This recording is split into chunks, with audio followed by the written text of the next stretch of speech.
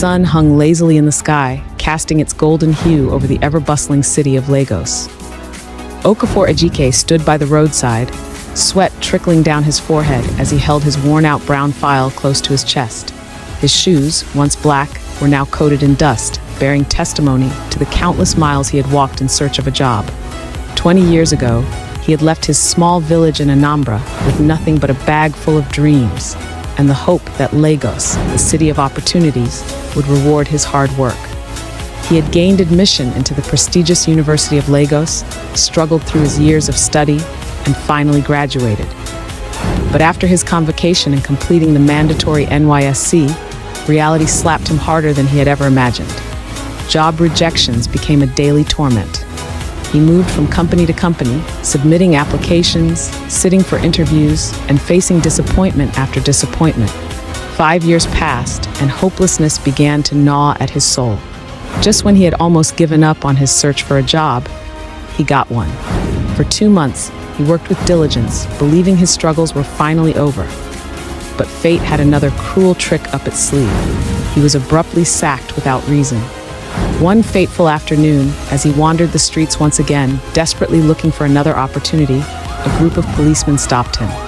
They asked him a few questions, and before he could understand what was happening, he was arrested for wandering, taken to the police station, and locked up. Ejike pleaded, explained, begged, but it fell on deaf ears. Days turned into weeks, and just because he had no one to bail him, he was used to replace someone who had robbed a rich man of 5 million naira. He was taken to court and sentenced to 15 years imprisonment. Ejike's world was shattered. Prison became his new home. The walls mocked him, and the stench of hopelessness filled his lungs every day. Time moved sluggishly, and each night he cried himself to sleep, wondering what sin he had committed to deserve such cruelty from life. But amid the pain, one man brought him a spark of light, a preacher who visited the prison. Brothers, whatever your situation, do not give up on God and yourself.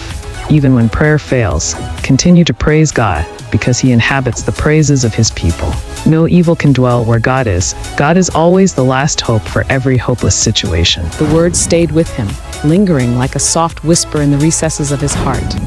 15 years crawled by. Finally, he was released. With nowhere to go, an old friend took him in, and seeing his miserable state, took him to a powerful prophet for special prayers.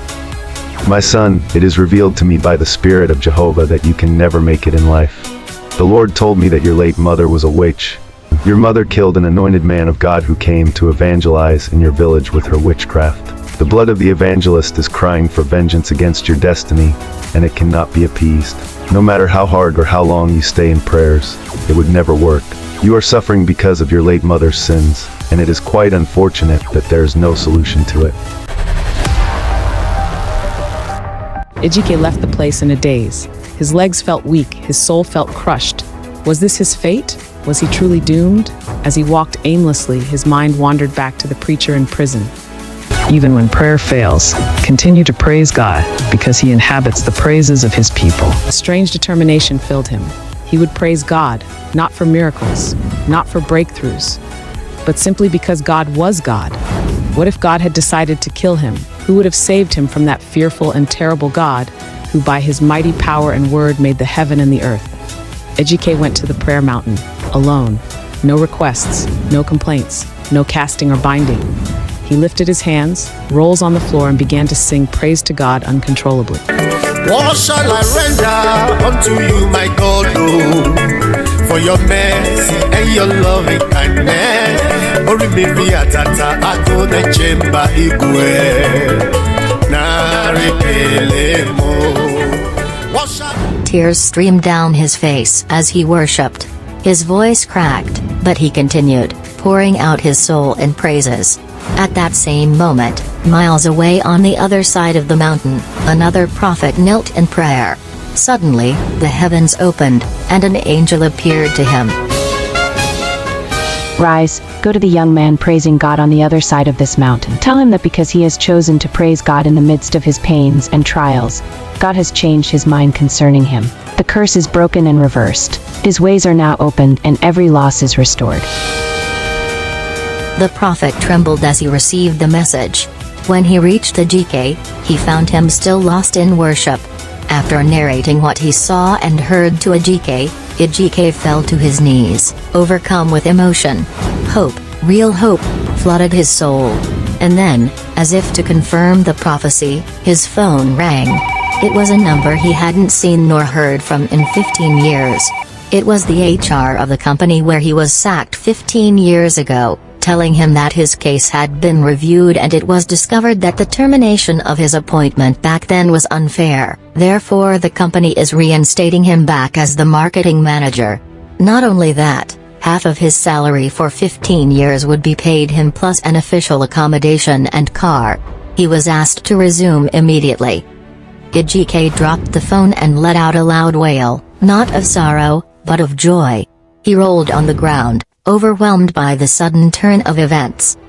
The God he praised had answered. From a rejected wanderer to a man restored.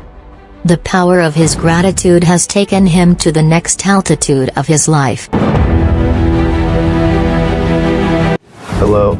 If you like this video and want that to be promptly notified when the next one is released, kindly subscribe to our channel Wisdom Kingdom and ensure you turn on your notification button. Thanks for watching.